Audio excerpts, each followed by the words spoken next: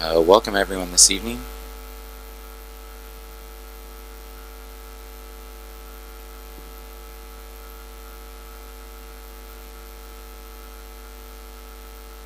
So for those that were here this morning, we'll have another lesson here tonight.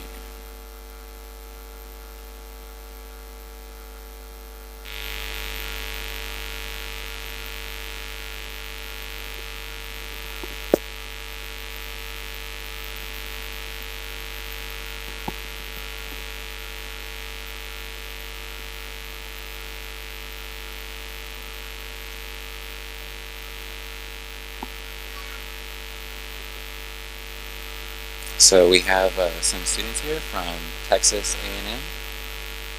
They're about to make their way back to America. They first joined us at Camp Cha'ang, along with the students of ACU as well.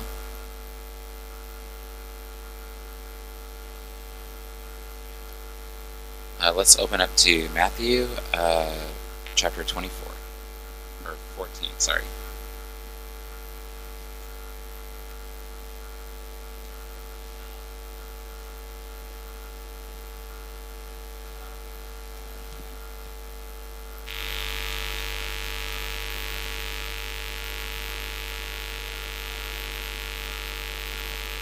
So earlier we talked about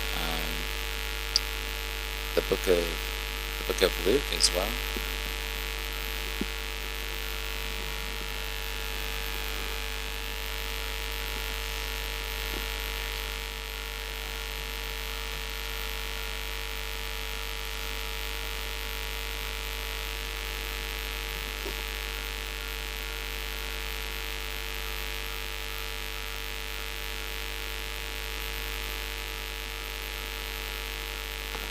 Sorry. So earlier we read from 2 Kings chapter 4, and we talked about Elijah.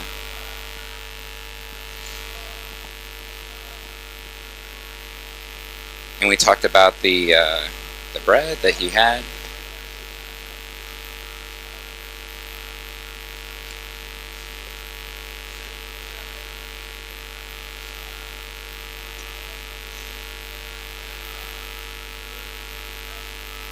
So, did the story that we read this morning remind you of anything that Jesus did in his ministry?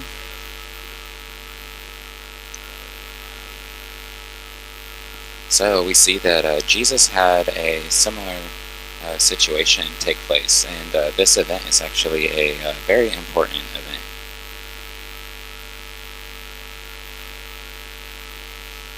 We know, for those of us that know the Bible, we know that this is an important passage as well. So for those of us that know the Bible, we know that their gospel, we have 4 books that are the gospel of Jesus, the life of Jesus: Matthew, Mark, Luke, and John.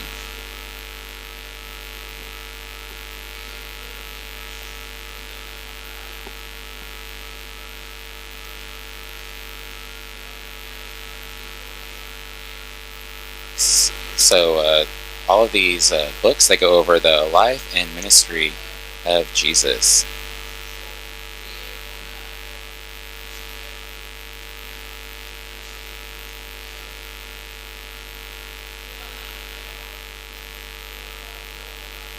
So once you've read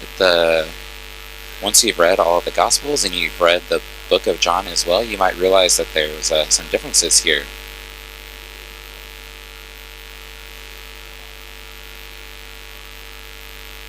So you'll see a lot of different passages and different situations in the book of John that we don't see in the synoptic Gospels of Matthew, Mark, and Luke.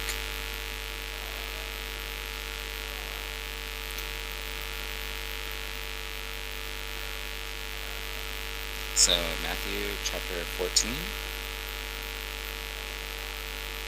in verse 13. So we looked at this situation a little bit this morning, the feeding of the 5,000. So for our younger ones that are sitting in the back, okay, he was thinking about starting in the back, but He'll start up front, he decided. So they'll we'll read verse by verse here.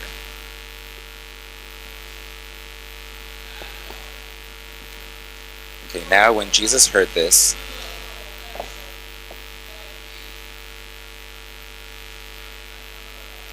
so what does the verse say? Now when Jesus heard this.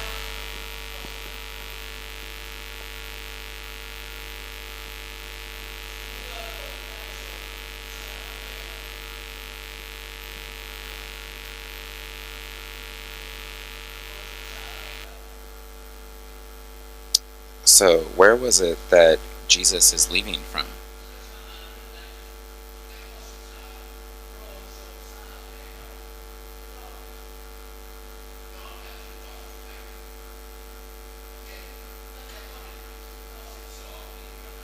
So in order to know what's going on, you have to see more of the context. You have to look over back from verse 1.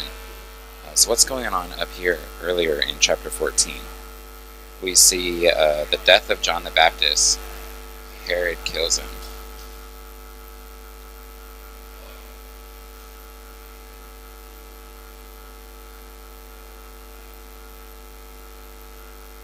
Okay, so we have, this is Herod the Senior here. So what is it that John did wrong? Really, he didn't do anything wrong. Who was it that did wrong? It was Herod, right? What was it that he did wrong? He was in an adulterous relationship, right? That John points out. And Herod wasn't a fan of that, so he got rid of his head, basically.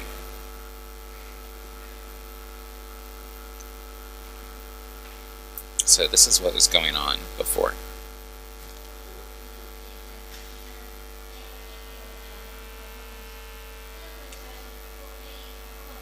Now when Jesus heard this, he withdrew from there in a boat to a desolate place by himself.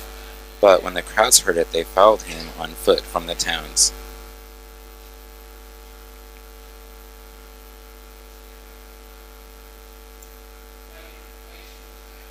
So where is it that he's going? Let's take a look. So he goes to a desolate place.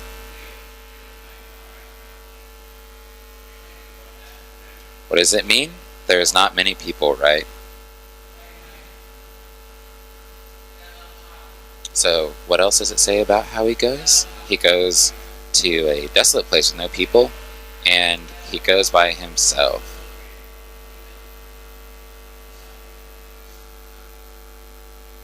In English, we have two words. Let's take a look.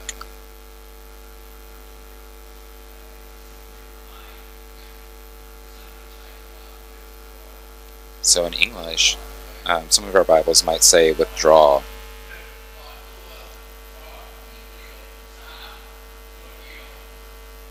So he's withdrawing to a desolate place on his own. So we see that Jesus, he's just kind of done. He wants to, I don't know, he wants to get away. Why is this? It says, now when Jesus heard this. So, like, what's going on with Jesus' feelings? Why does he do this?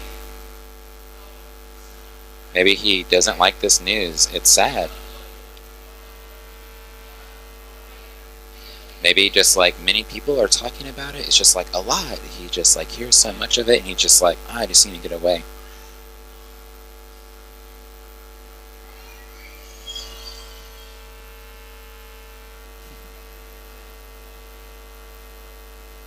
So why does he need to withdraw? Is Jesus afraid because of the death of John? Is he afraid? Is he concerned so he thinks that, oh, I need to flee?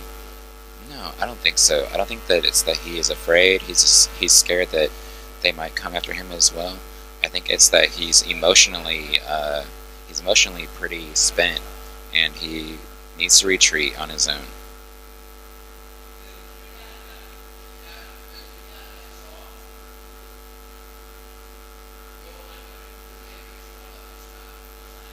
So was John an important person to him? Yeah, they're relatives. John's the one that baptized him. So what else did he do? So he also prepared the way for Jesus. So is there a lot of connection between John and Jesus? Yeah, definitely. They have a relationship. Um, they were close. This should be an impactful event in Jesus' life.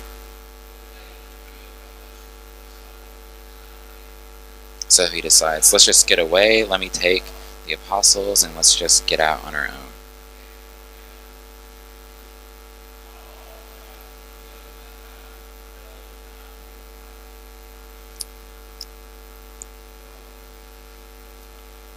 So we see that he goes out, but then the crowds, they follow him.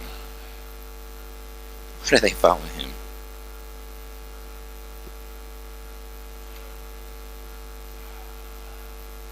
Hey, Nongfa, why do they follow Jesus?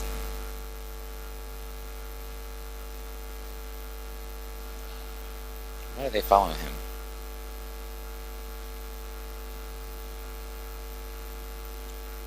These are real questions, I guess. Like, you can answer them also.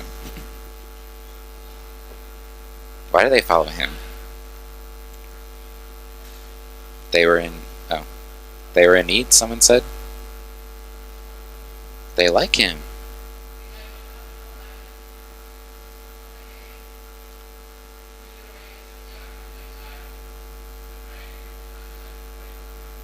Is it that they like want to get him? Are they like angry? They're like chasing him? No, I don't think that's it. So let's take a look at verse 14. When he went ashore, he saw a great crowd, and he had compassion on them and healed their sick.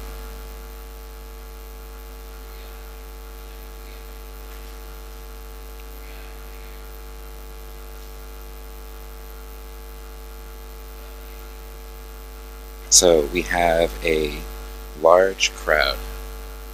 How big is a large crowd? How big is it? How many people? It doesn't say right here, right? We know that later from the end of the story, the counting of the men is 5,000 men. So if there we have 5,000 men, what can we estimate from here? I don't know. A lot. It could be 10,000 people. It's a large, large crowd.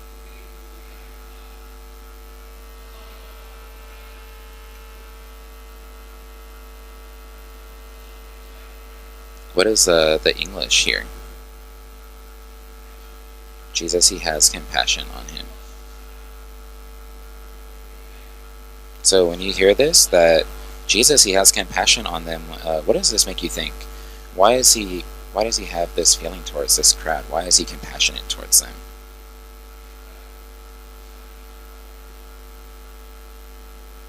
What does this mean? His compassion for them.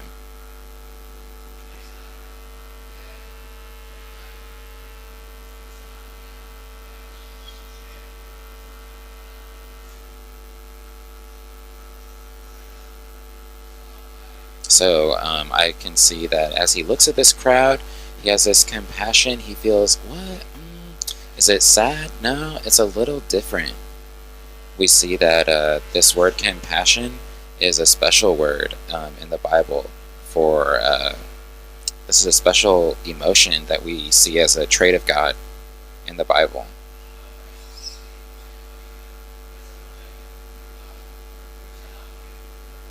So we see Jesus. He sees this crowd. He sees the men, the crowds.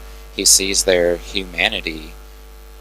You know, and it kind of sets with him. How does he feel? What does he think about their problems? When Jesus sees their needs, what does it say happens?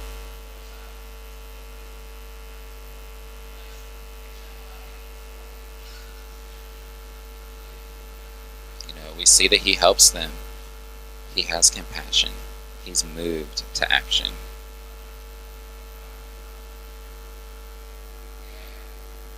He doesn't just look at it and say, oh, there's a lot of problems here. Oh, these people, they have a lot of issues.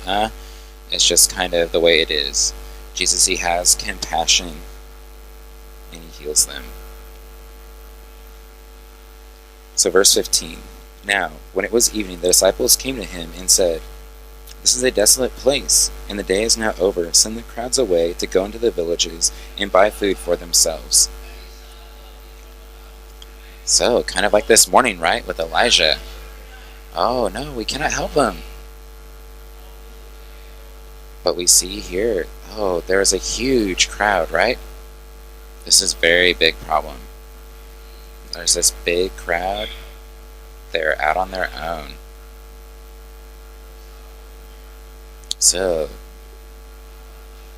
the disciples, why is it that they're talking? Why are the disciples talking first? We don't see Jesus say anything. Why are the disciples speaking up? Why are they talking about this? Maybe they're hungry themselves. Jesus, hey, we're hungry. Maybe they're hungry too. They're hungry too, and they know that, oh, there's nothing that we can do to help these people. Hey, Jesus. So they say, like, we're hungry. There's all these people. They're hungry. Let's just get rid of them. We can't help them. They need to get out of here quick.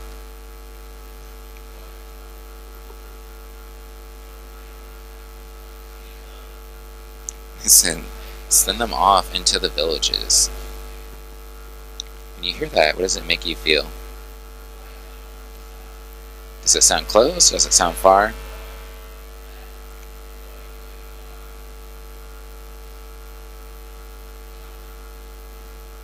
So it doesn't sound close. They need to get out.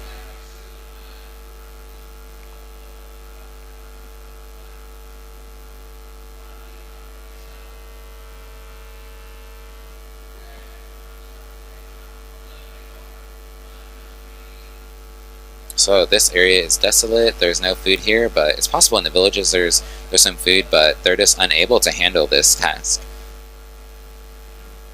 Okay, so someone else can read verse 16.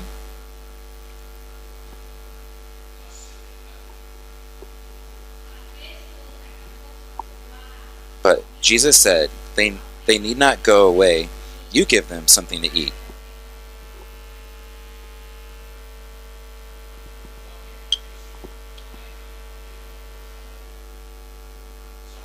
So we see that Jesus' plan is a bit different than that of the disciples, right? So what does Jesus say to do? He says, no, they don't need to go. They don't need to take off. They don't need to hurry. So that's the first difference. What's the other thing?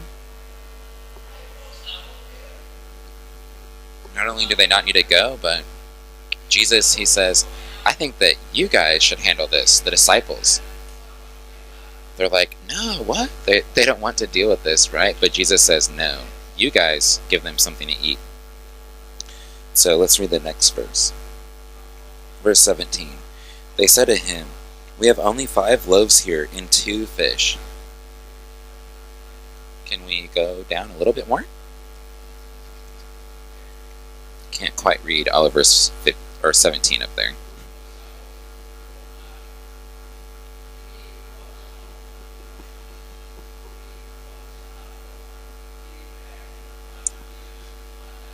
So we only have 5 loaves. And how many fish? 2 fish. So this morning, how much bread was there? And remember, there are 20 pieces of bread. Here, they only have 5. So where did this food come from that they have? Where did it come from? In other Gospels, we know that young boy, he has this food. He has his own food, and that's how they have this.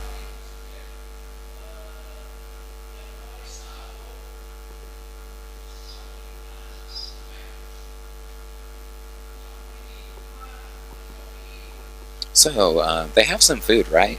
But is it enough? No, it's very, very little. But is there example in this food? So maybe in the disciples' minds, does this seem like enough to them? No. Okay, so verse 18. And he said, "Bring them here to me."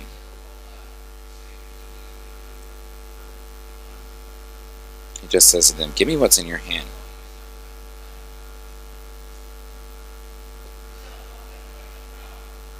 So what is it that Jesus needs from us?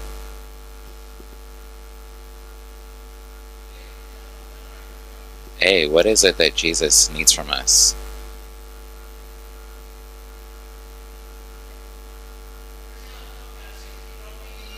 Does he need the things that we don't have? If we don't have it, does does Jesus want it from us? Does he? No. He needs the things that we have. If we just have a little bit, does he? If we only have a little bit, a little piece, does he need a lot? Does he need a lot like this? No. If we only have a little bit of time, like a few seconds, does he expect 6 hours? No. He only expects what we have. So we see here he says, "Give me what you have." He says, "Okay, if that's all that you have, bring it."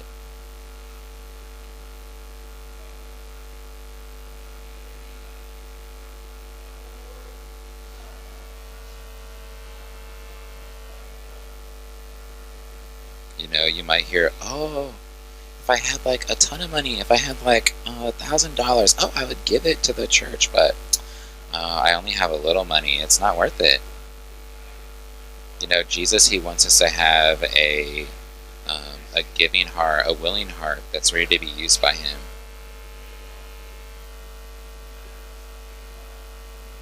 So no matter what we have, we should be willing to give it to Christ. Okay, let's continue reading.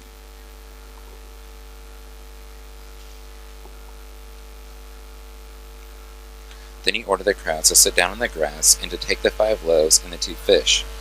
He looked up into heaven and said a blessing. Then he broke the loaves and gave them to the disciples, and the disciples gave them to the crowds.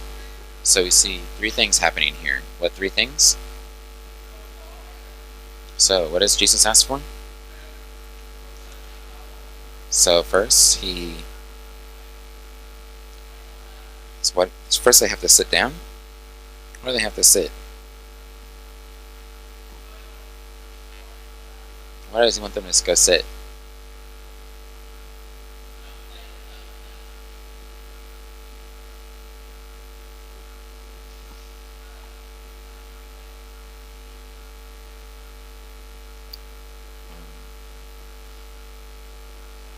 So I'm not sure why, they're having to go sit down, but imagine just that, like, he says, "Hey, I want you to go have a seat," and they just are like, "Ah, no, we don't want to sit, we'd rather stand."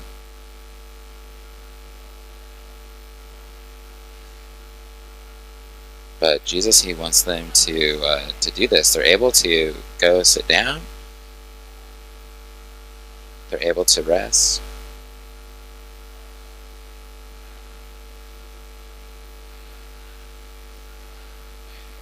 So sometimes that's for Thai people, like in Thailand, we don't want to sit some places, right? Like, "Hey, have a seat here." We're like, I think not. Sitting down might be a little better for me. Thanks, but no thanks. So I think that wherever they are is a nice place. They're able to rest. They're able to go sit. So what's the second thing we see him do? What is it?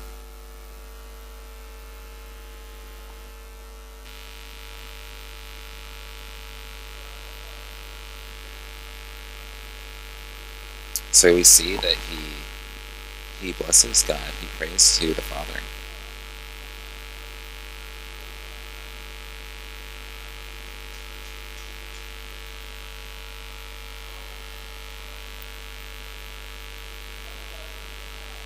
So do we ever give thanksgiving to God? Do we ever thank Him for the things He's blessed us with, for our provisions, for our parents? Does Jesus have things to be thankful for in His own life? Yeah, He does. He's had a lot to be thankful for in His own life in this world. And we do as well.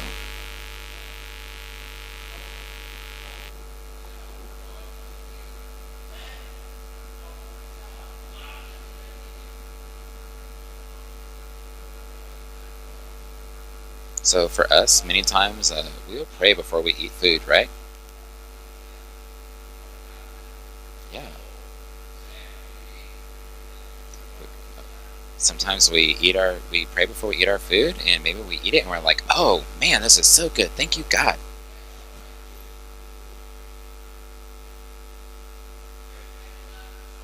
So the first, He has him sit down, then he prays, then what? Then he divides it up. Who does he give it to? Who's he divided among? Who?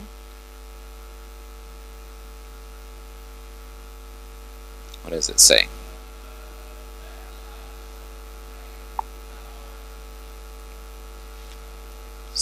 Then he broke the loaves and he gave them to the disciples. And what did the disciples do with it? They gave it to the crowds. So why doesn't Jesus just do it himself? Why does he give it to the disciples?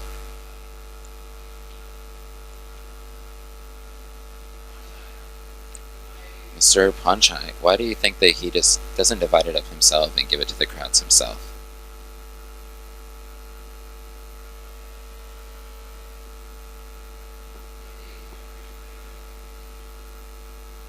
Why doesn't he just do it himself?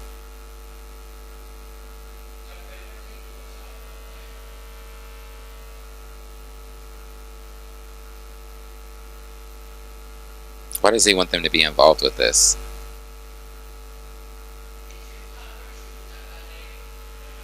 Do you think that if he wanted to pass it all out himself that he could do it? Yeah, I think so. But we see that he passes this on to the disciples to do.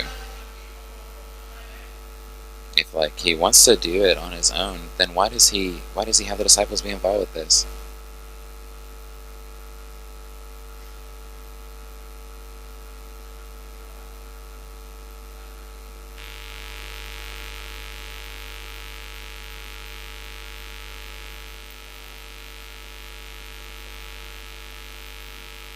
So we see some intentionality in Jesus training the disciples, right?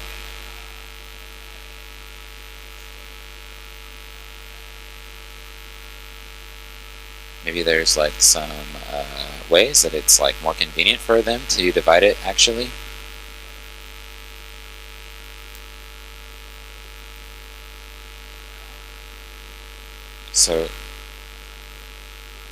So earlier this morning in Bible class, we see, as we talked about the book of Luke, we talked about the disciples and the time that he was training them as his disciples, his apostles. They're his students, right? So we know that he was intentional in his relationship with them. And we saw that in the book of Acts later, as the kingdom opens up, who is it that's leading the church? It's those apostles, right? So we see that he's training them. There's things that he is intentionally passing on and empowering them in. He wants them to practice these things. So he's giving them experience.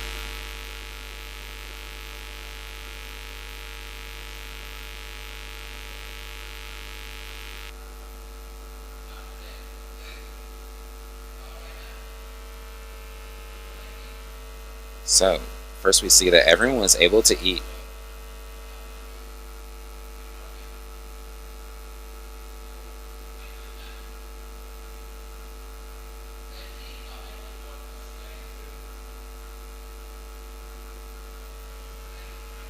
So what does it show us? That they all ate and were filled?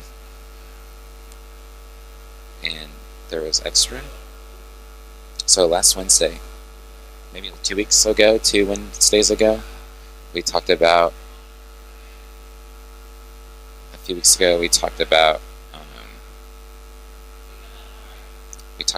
Elijah helping the widow, there was like only a little bit of oil, and there was only a little bit of flour. So they're able to make it into bread. But when they would go back, they would go back, and there was more oil. Then the next day there was more oil. There was more and more each day.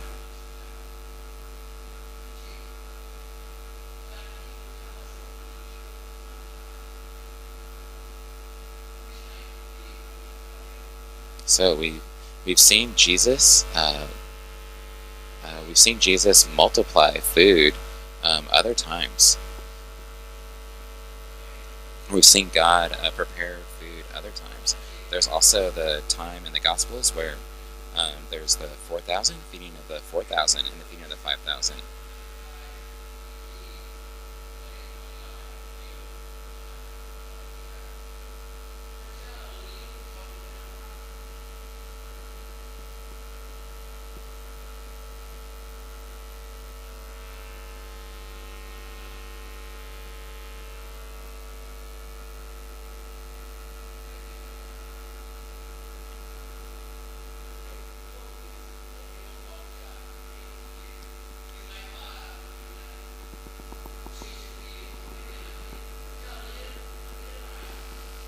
So in the desert, as the slaves in Egypt, they came out, did God provide for them? Yeah, they had the manna, right? That they ate, and they ate the quail as well. So what was this manna like that they ate? Where does it come from? Manna from heaven.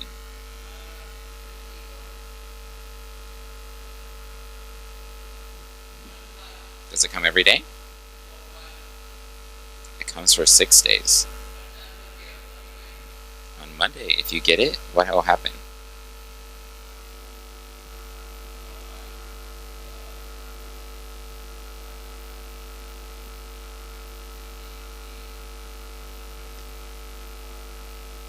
So earlier this afternoon, I ate and with someone downstairs, and they were like, "Oh, hey," they had a little snack, and they were like, "Oh, it's kind of salty. Do you want to try some?" And they were like, "Sure."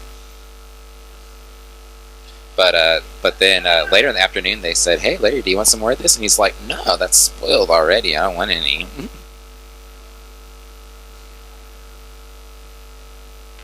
So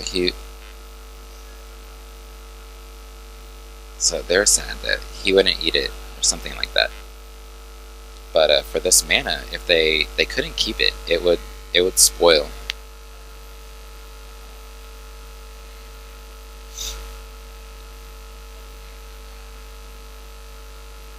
It would just it would just spoil. They couldn't store it.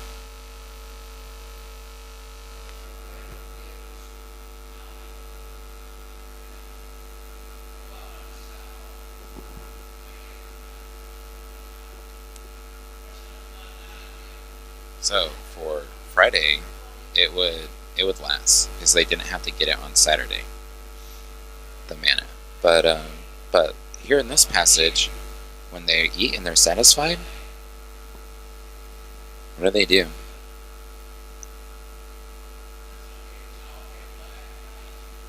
It says that when they took up the baskets, all the pieces that were left over.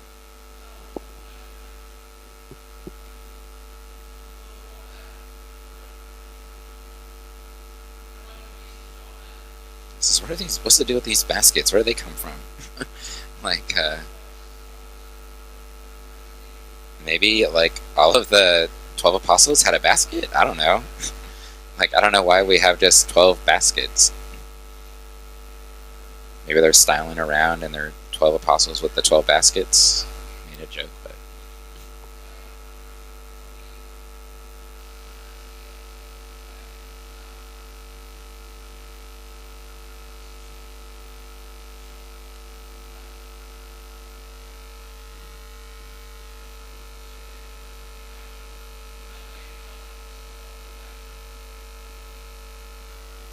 So if we compare just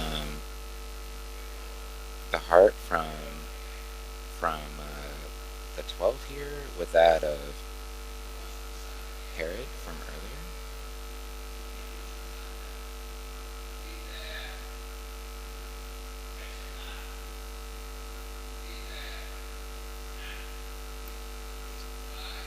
So we see that Herod before he was very angry. He just wants to kill John.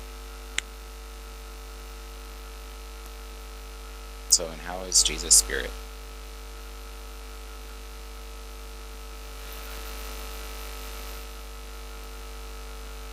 So is there a lesson for us here that there are pieces left over? There's extra food.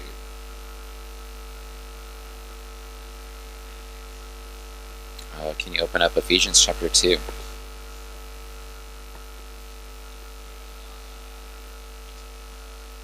So we'll go look at this, come back, and we'll be getting close to being finished.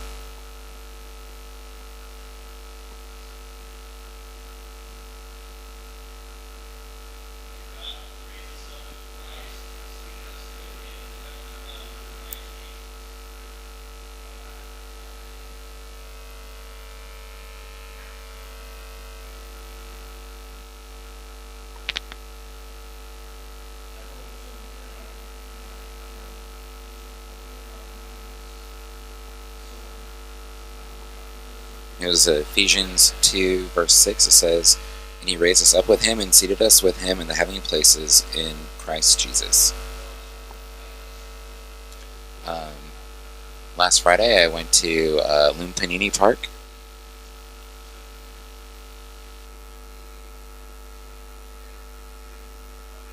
It's close to where I studied when I was a kid. He said I saw a sign that at first I didn't understand.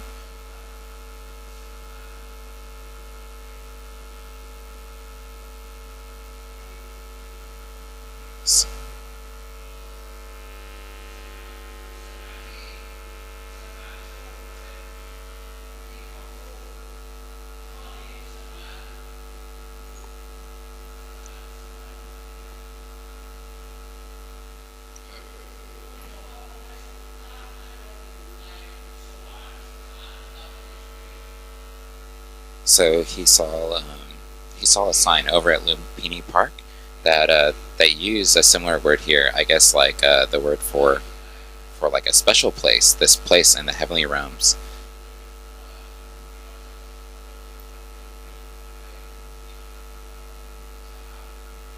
So yesterday there were some brothers and sisters from Washerpond that just came back from Cha'am. Anyone ever ridden a train from Cha'am to Bangkok? it's No, it's not a fun trip, basically. It's, like if you ride that train, like it could take you 6 hours. It's definitely not a very fun trip. It's like basically it's well, I don't have to say. So let's read Ephesians 2:7 here. So that in the coming ages he might show the immeasurable riches of his grace and kindness towards us in Christ Jesus.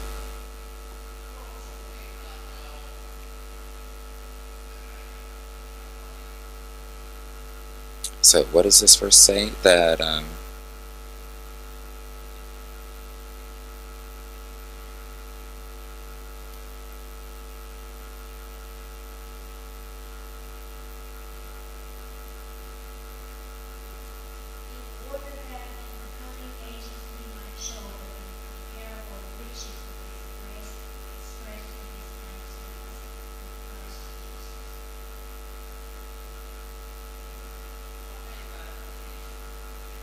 so what is the mercy of Jesus like here? What is his grace like here?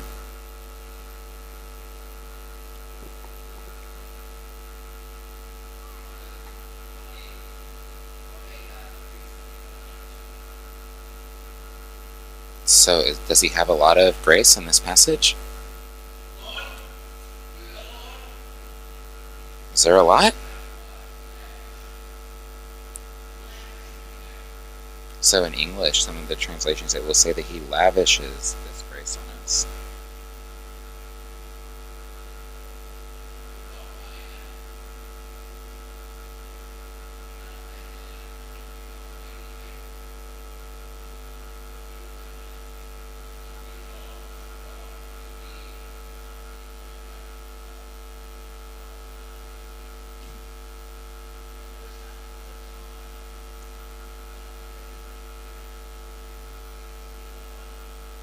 S-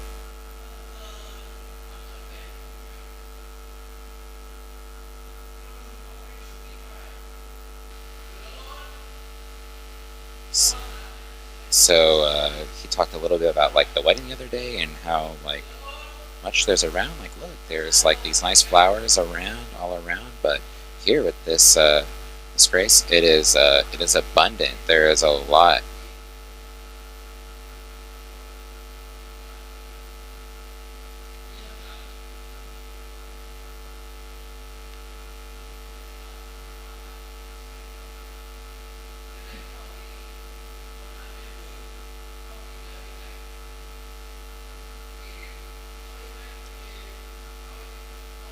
So in the passage in Matthew, we see that just like they're so full, they kept eating, but like they're totally full.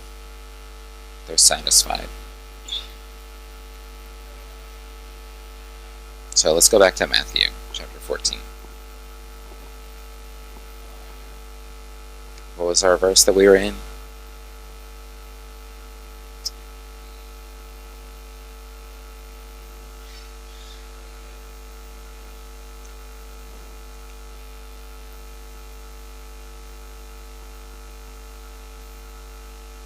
And those who ate were about 5,000 men, besides women and children.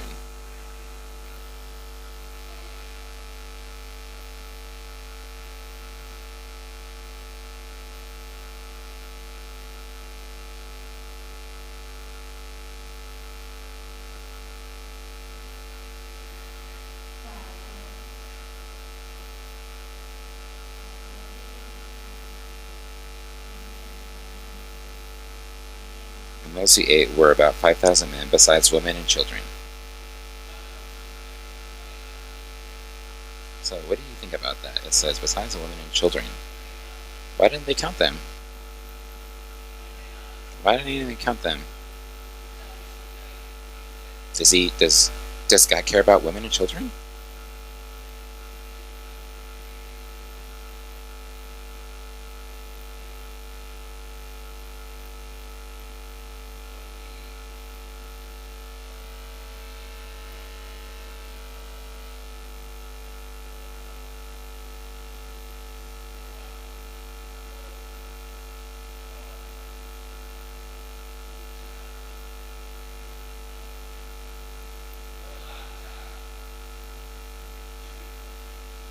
So really, in like the culture at this time, we see that society they didn't put women and children at like an equal level with men.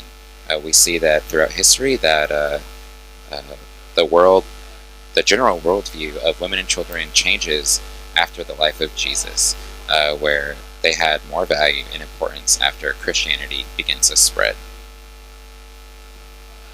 But so here we just have the counting of the men. It was normal for their culture.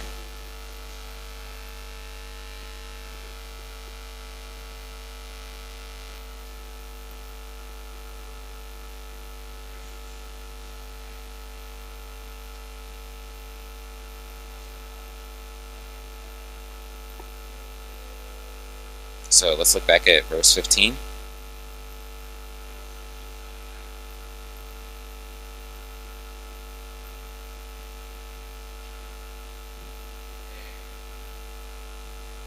Or verse 14. So who is it that we see Jesus having compassion on?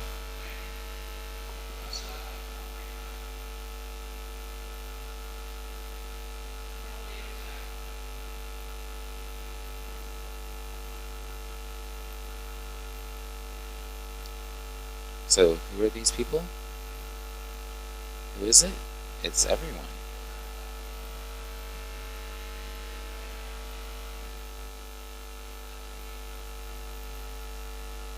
So, I just want to ask, what if there's some foreigners among their group? Would Jesus have compassion on them?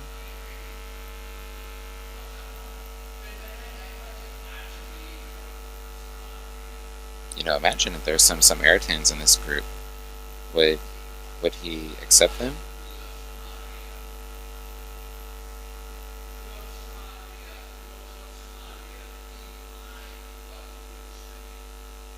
The region of Samaria is close to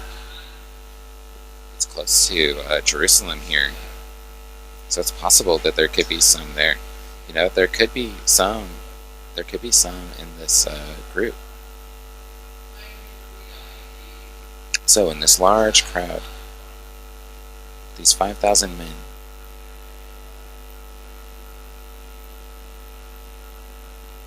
are some of them men of just little faith? Would Jesus still do the miracle if there's only some with little faith? Is it possible that we have some in this room this evening that have little faith? Yeah, it's possible.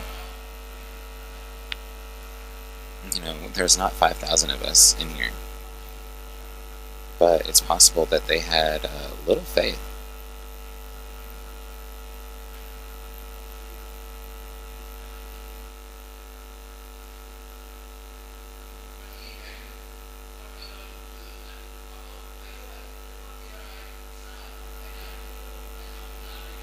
So there's some that just they don't really know what's going on. They're just kind of following the crowd. Is that possible? Would Jesus heal them as well? Will he be looking for their sins and their flaws?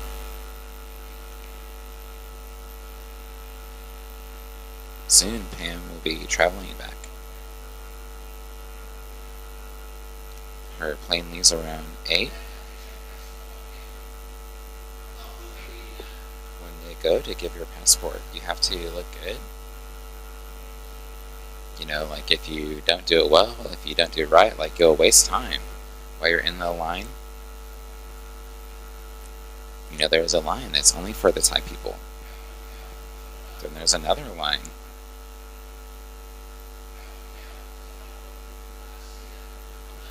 There's the line for the Asian. There's the there's the alien line also. The foreigners, right?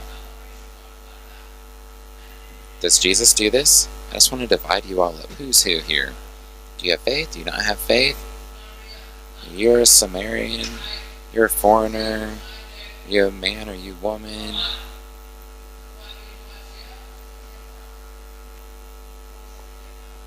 No, we don't see him looking at the flaws of the group here.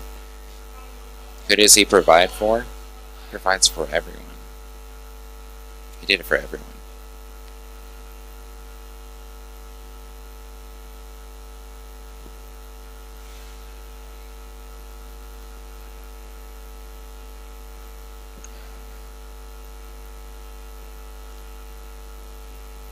So I think that this is an important passage that we have here in the Bible, because we see here the love that God has for people. We don't look at Jesus, we don't see Jesus stopping and checking before he shows and extends his love to people. But we see that Jesus' heart is large and it's open, and he's ready to embrace everyone that's willing to be accepted by him. So the book of Matthew.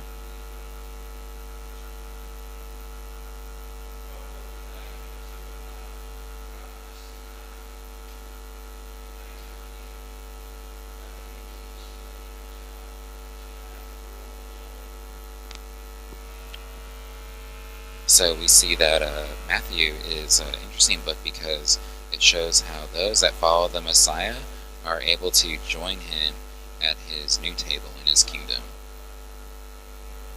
So some of us, we join Christ around his table.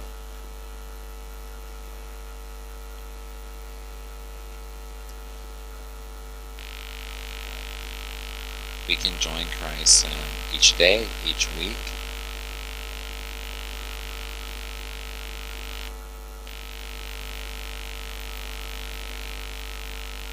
So for this week,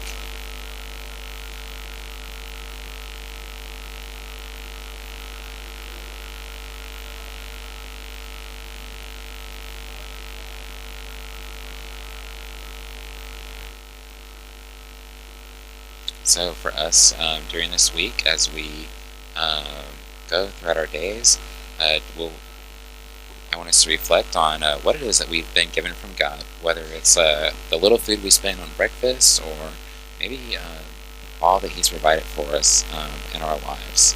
Let us be thankful for all that He's provided us with. Thank you.